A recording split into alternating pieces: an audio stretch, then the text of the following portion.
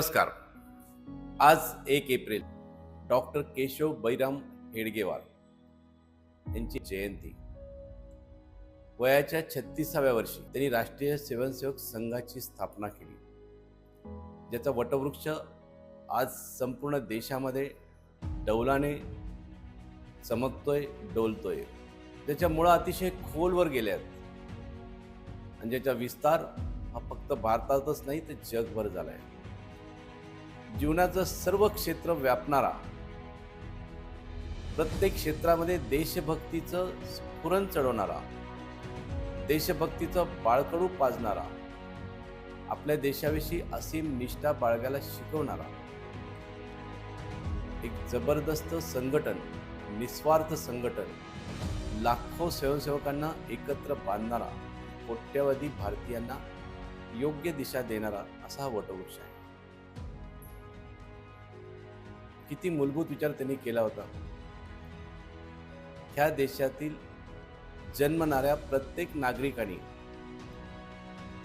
स्वतःला ह्या देशाचं सैनिक समजावं, पाईक समजावं. सर्वात प्रथम कोण तर देश, नंतर माझा धर्म, नंतर माझी जात, नंतर माझा वर्ण, नंतर माझं कुटुंब, नंतर मी. सर्वप्रथम देश आणि देश. सगळं विसरा आणि देशासाठी जीवनातून काही वेळ एकत्र येण्यासाठी द्या. एकच काम करा, रोज दिवसातला 1 तास एकत्र समाजामध्ये या. एकत्र या, खेळा, बस. बाकी सगळं निश्चित होईल.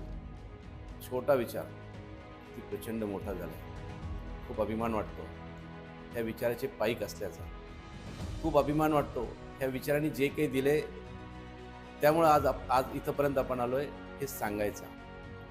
खूप अभिमान वाटतोय मी स्वयंसेवक आहे आणि डॉक्टर केशव बैराम हेडगेवार यांच्या संघाचा स्वयंसेवक आहे हे सांगायचं. तो स्वयंसेवक, तो संघ, ती राष्ट्रीय सेवक संघटना कधीच एका व्यक्तीची नाही, ती विचार आहे.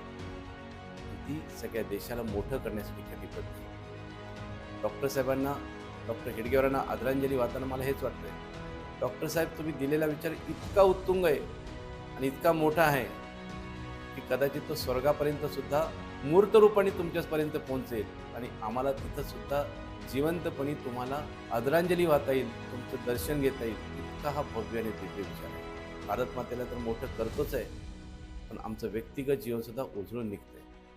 आम्ही खूप आभारी आहोत आपले. पुनश्च एकदा कोटी कोटी आदरांजली. धन्यवाद.